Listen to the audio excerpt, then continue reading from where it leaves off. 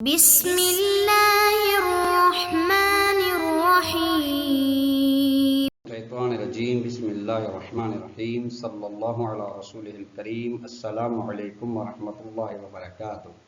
طلاب کرام عزیز کیسے ہیں؟ امید کرتے ہیں آپ خیر و عافیت سے ہوں گے۔ بدایت المعارف جزء ثالث کا سبق نمبر 11 شروع کر رہے ہیں، جس میں عنوان قرار دیا گیا کتاب کی عبارت ثم ان الفطرۃ تشبہ الغریزۃ سے لے کر الثانی الامکان۔ آج کے درس میں جو نکات طلاب کرام عزیز آپ کی خدمت میں بیان کیے جائیں گے وہ یہ ہیں۔ نمبر 1، فطرت اور غریزے میں اشتراک اور فرق کون سا ہے، یعنی کون سی چیز میں اکٹھے ہیں اور کون سی چیز میں ایک دوسرے سے یہ جدا ہوتے ہیں۔ نمبر 2، استدلال فطرت اصل علیت پر موقوف ہے، یعنی قاعدہ علیت، اصل علیت مشہور و معروف ایک فلسفی قاعدہ ہے۔ اصطلاح فطرت تب ثابت ہو سکتا ہے جب ہم علیت کو، اصل علیت کو ثابت کریں۔ آئیے عبارت کو ملاحظہ فرمائیں۔ ثم ان الفطرۃ تشبہ الغریزۃ فی کونہا من خصائص الخلقۃ۔ اس کے بعد فطرت شباہت رکھتی ہے غریزے کے ساتھ، یعنی یہاں اس جملے میں اشتراک ہے فطرت و غریزے کے درمیان، کہ فطرت اور غریزہ اس بات میں مشترک ہیں کہ یہ دونوں خلقت کی خصوصیات میں سے خاصیتیں ہیں، یعنی غریزہ بھی خدا نے خلقت میں ہی دیا، فطرت بھی وہی خلقت ہی ہے۔ یہاں سے جدا ولیکن تفترق عنہا بامور، لیکن ہاں یہ فطرت جدا ہو رہی ہے عنہا اس غریزے سے بامور، چند چیزوں میں، یعنی دو یہاں پہ فرق بیان کیے جا رہے ہیں فطرت و غریزے میں۔ احدھا، پہلا فرق یہ ہے کہ ان الفطرت بعد الاشارۃ وتنبیہ لو خلیت وتبعہا، کہ فطرت اس کے بعد کے اشارے کے بعد، آگاہی کے بعد، اگر یہ اپنی طبیعت کے ساتھ، اپنی حقیقت کے ساتھ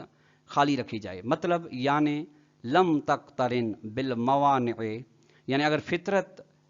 ملی ہوئی نہ ہو موانع اور رکاوٹوں کے ساتھ، حجابات کے ساتھ، اس کی فطرت کے سامنے پردے و غبار نہ آ گئے ہوں، تو تسوق الانسان، یہ تنبیہ و آگاہی کے بعد فطرت لے جاتی ہے انسان کو نحو الکمال المطلق، کمال مطلق کی جانب، چونکہ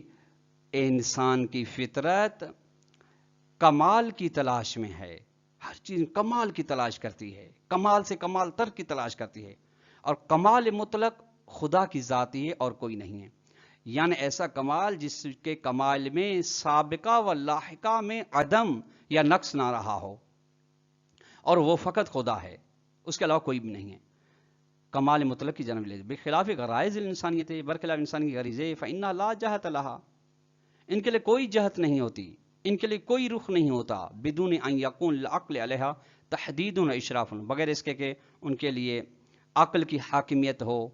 اور عقل کا تسلط احاطہ ہو۔ ہاں، اگر عقل کا ان کے اوپر، غریض غرائز کے اوپر احاطہ ہو، تسلط ہو، حاکمیت ہو، تو پھر جہاں جس جانب عقل انہیں لے جائے گی وہیں یہ بھی لے جائیں گے، وگرنہ یہ خود تیار نہیں رہتے، بس وہ چیز جو ان کے اندر رکھی گئی ہے وہی بس اسی کا ہی رخ کرتے ہیں، دوسری جانب نہیں جاتے۔ ثانیہ، دوسرا فرق، ان حب الکمال المطلق اب الرجاء به عند تقطع الاسباب العادیۃ، کہ کمال مطلق کے ساتھ محبت یا کمال مطلق کے بارے میں امید جاگنا جب انسان کے عادی حالات کٹ جاتے ہیں، ختم ہو جاتے ہیں، او ملائمت و عباد معبود المطلق، یا معبود مطلق کی عبادت کے پیچھے جانا، اور غیر ذالک، اس کے علاوہ امور فطریت ہے، یہ امور فطری ہیں،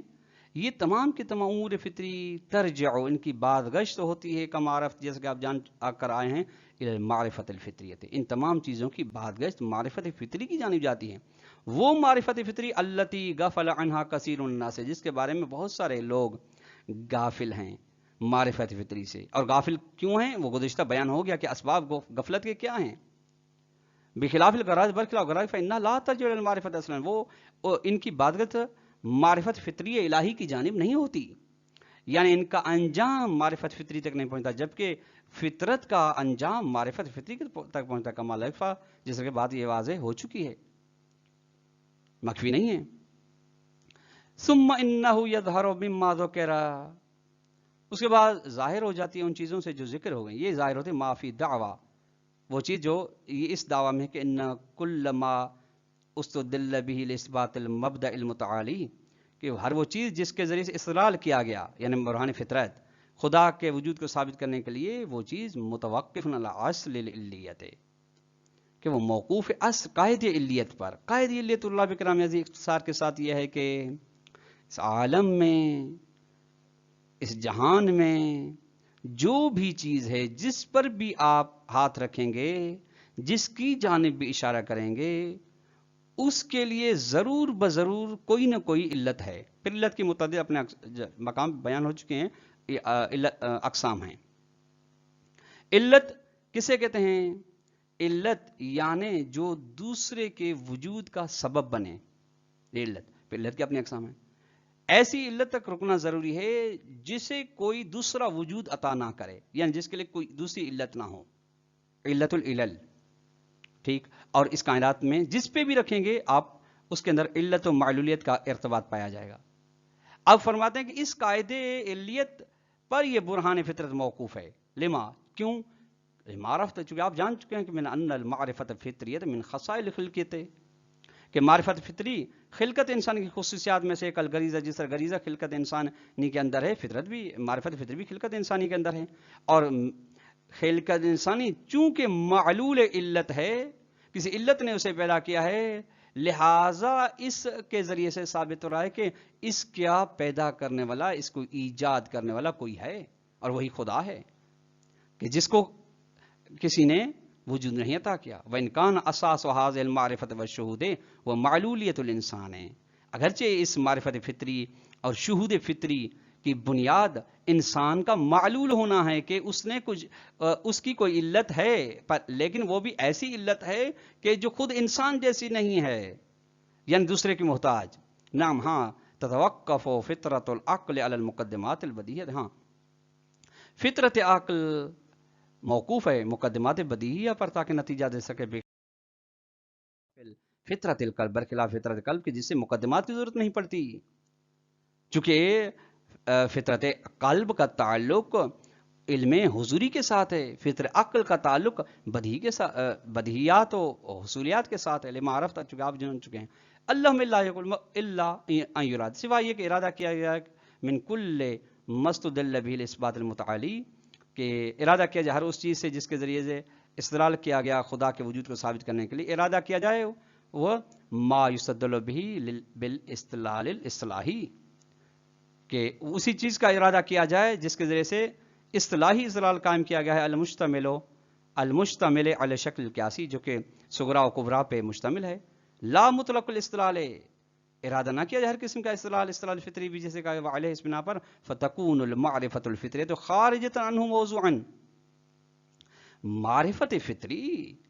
اس استدلال اصطلاحی سے بالکل موضوعاً خارج ہے،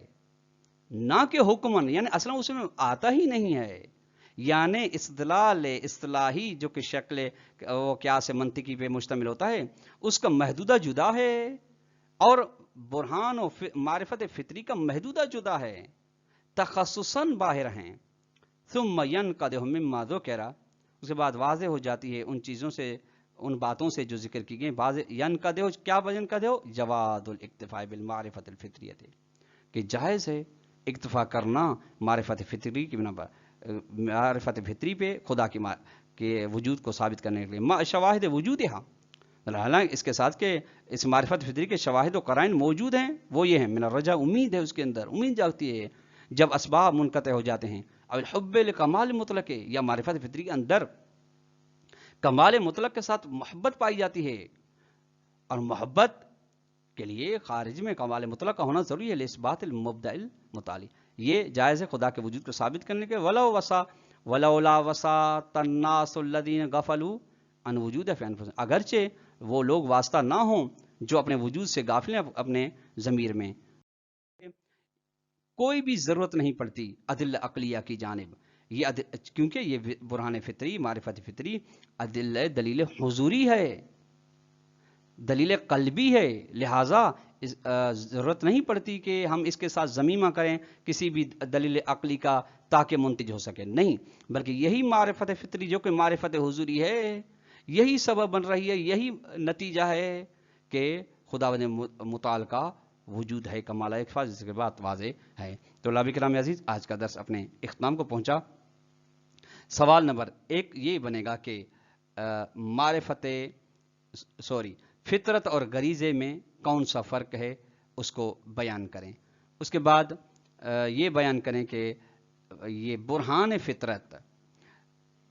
کے ذریعے سے خدا کو وجود کو ثابت کرنا، یہ کون سے قاعدے پر موقوف تب ہو سکتا ہے، اس قاعدے کی اختصار کے ساتھ وضاحت کریں۔ والسلام علیکم ورحمۃ اللہ وبرکاتہ۔